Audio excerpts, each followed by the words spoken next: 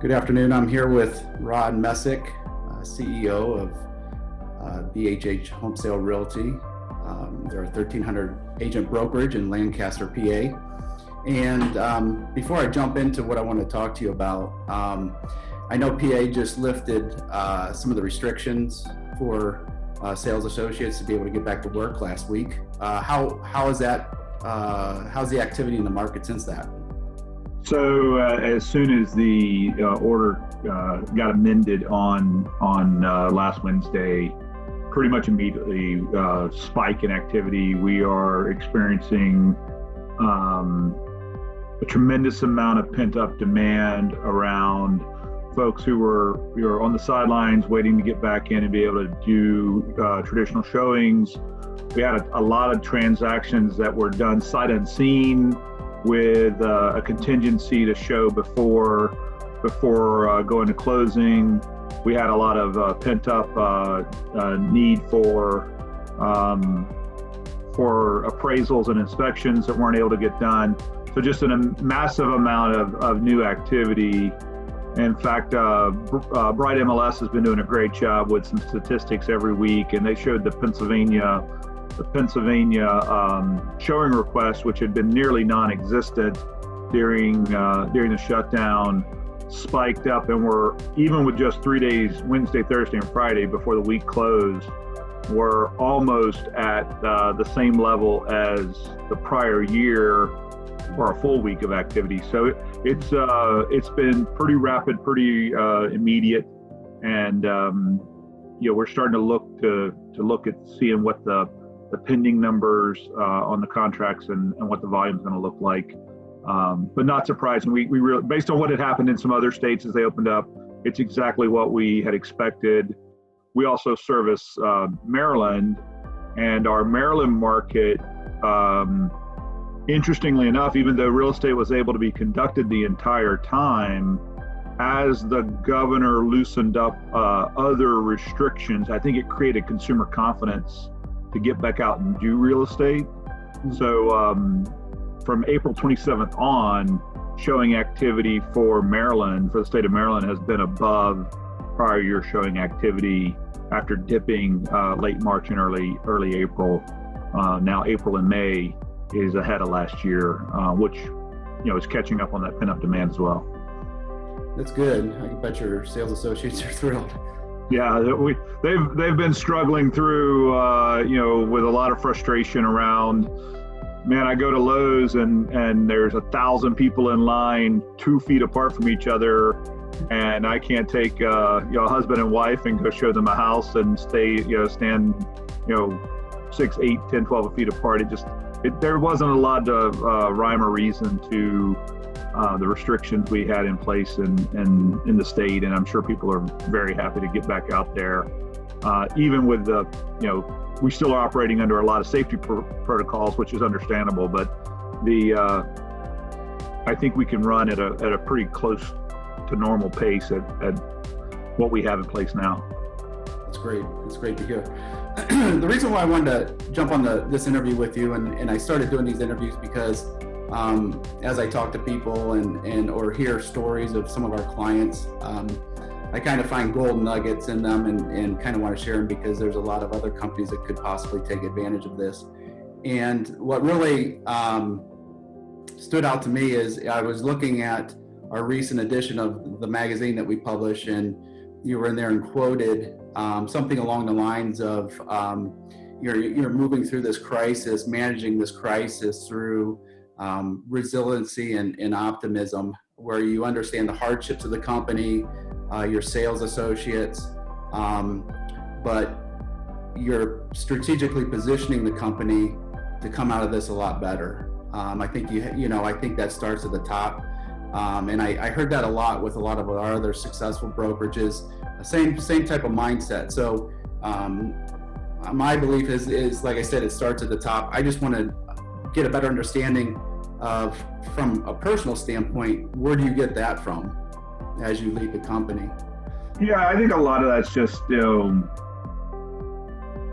where you stand today is the compound of everything that has come before you in life, right? So for me personally, a lot of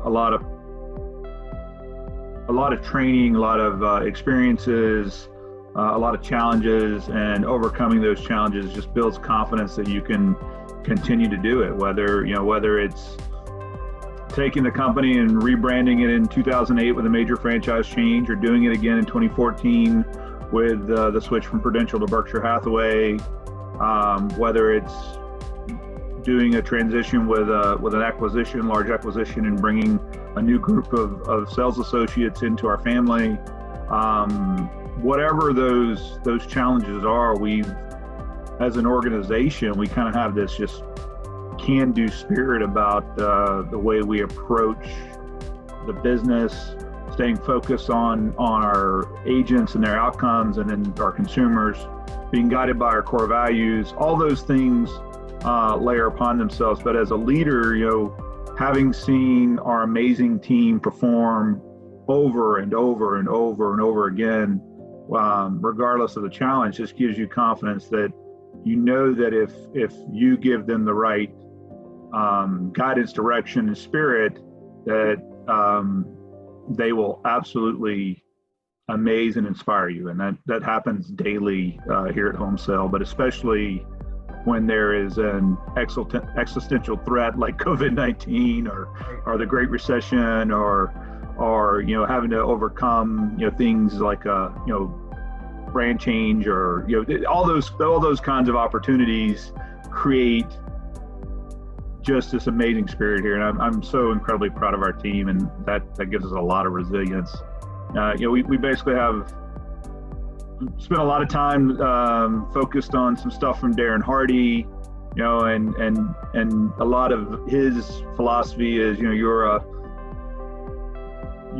product of the things you do, the things you don't do, and how you react to the things that happen to you. So, certainly COVID is something that happened to all of us, and the way you react to it will define your experience in it. Not, we all have to experience it. It's just a matter of how you react to it. So we go to a lot of those guiding principles to lead the team. Yeah, I mean, you have a big team, 1,300 sales associates. How do you keep your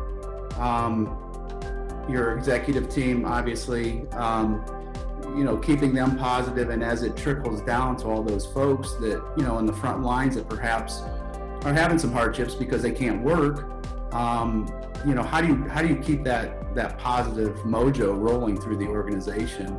Now it's, it seems to be coming better, but let's say a month ago. Right. Yeah. So I think one of the things we focused on right away was, leaning into the problem and taking, not waiting to see what happened, just immediately respond with the best response you have to the information you have right now.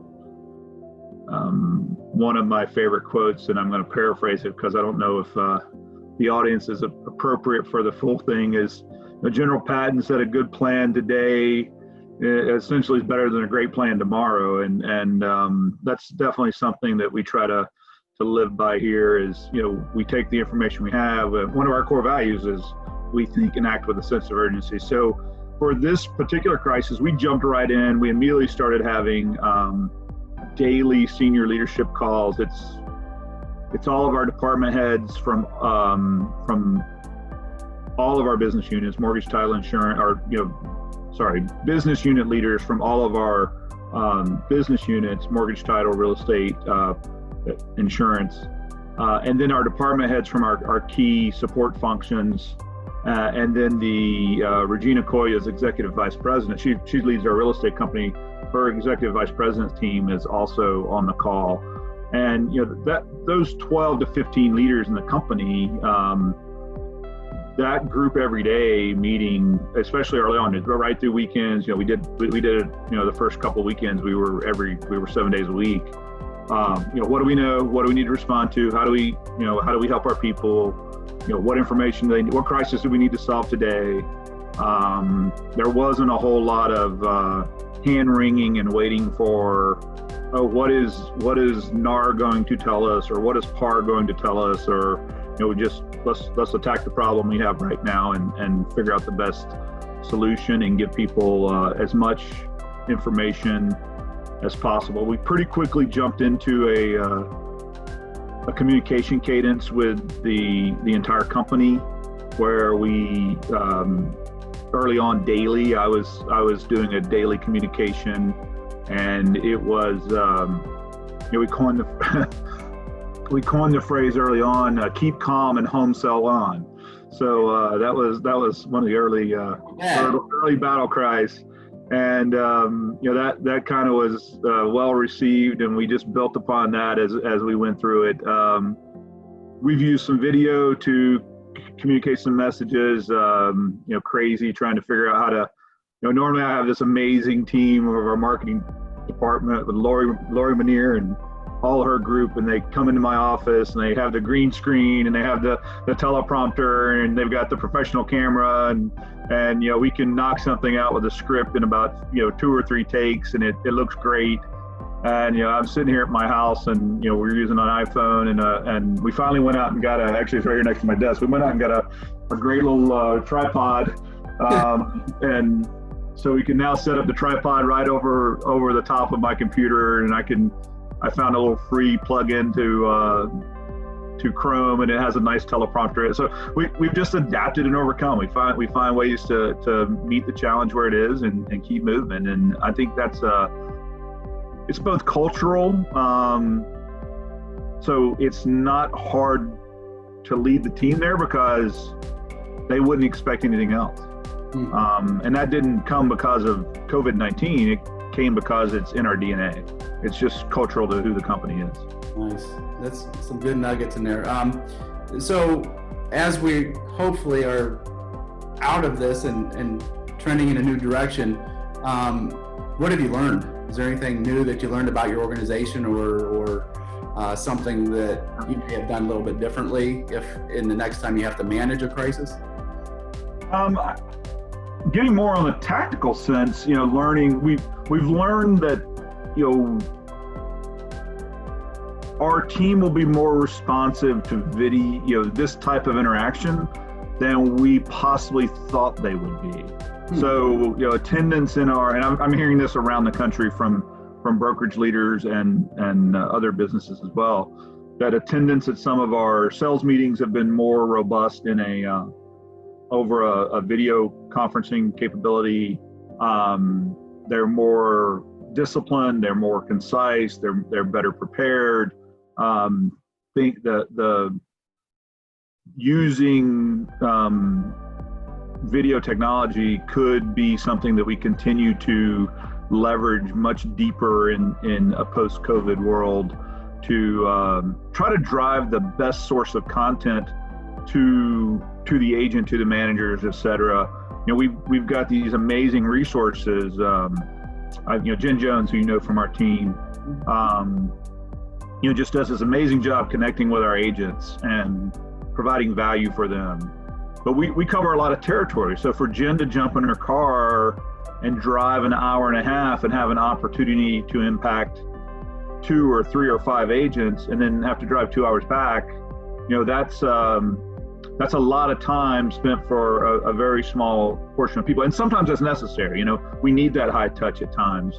But at other times you're getting, and we had started down this road already of trying to lever technology to have the best training resource in front of people as humanly possible. But I think with this experience, we've learned that we're much more ready for it than we might have given credit for without this experience. Same thing on some of our meetings, having our senior leaders drive in from all parts of the territory to get together for a couple-hour meeting, and they end up having an all-day event for a couple-hour meeting. We've actually found that our efficiency is a lot higher by using this type of technology to conduct those meetings now, and much more disciplined. There's not 2 or 3 sidebars going on at one time, and just really, really focused effort. As far as handling another crisis, I think probably we would leverage video communications earlier and deeper, and be more prepared for that need right out of the gate. I think that's something we can definitely continue to do better. I think the one thing we right, wrong, or indifferent, I think this is something we did really strongly at the start was, trying to have that single voice, that single person speaking for the company instead of having a business unit leader talking to the mortgage company and somebody else talking to the insurance company. Trying to have that single, especially on the big issues, coming directly from me and leveraging that has been positive. Some of our peers have done some pretty cool stuff with company-wide events that, in hindsight, I think we could have done a better job on. Where they pretty quickly, when they still had everybody's attention and focus, and people weren't at their wits' end on having been on the 8,000th Zoom call, they levered pretty hard into some big picture broadcast messaging, where they levered some nationally known speakers and things, and we did not do that. We did more of a trying to push down knowledge and level through the local branch leadership instead. In hindsight, we could have probably done a little better job in mixing those two vehicles. So in the future, if we have, God forbid, we ever face another stay at home for 8 weeks, we'll have a better idea how to handle it. As I've said a few times during this, I think I missed the school during the class during business school where they taught how to respond to a pandemic. Yeah. I don't remember that class. Yeah, I mean, I think it was just speaking to the video. I think a lot of companies, even outside of real estate, are reevaluating the whole remote workplace and just utilizing these tools that everybody was so hesitant to use. Last question. I know you just got a few more minutes, and you can be brief. How do you see real estate in the next 6 to 12 months? What's your take? Yeah, so I think very short term, interest rates are going to, obviously be low for the foreseeable future. And in the next, 3-6 months, I think we're going to make up a lot of the lost ground over the last 2 months. And that's assuming that sellers don't change their plans too much. I mean, I can certainly see sellers who maybe had intentions of moving to retirement communities.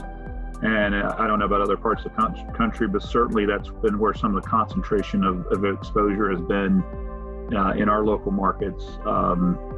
So there might be some delays in that and delaying selling. So inventory shortages I think inventory shortage will continue to be tight.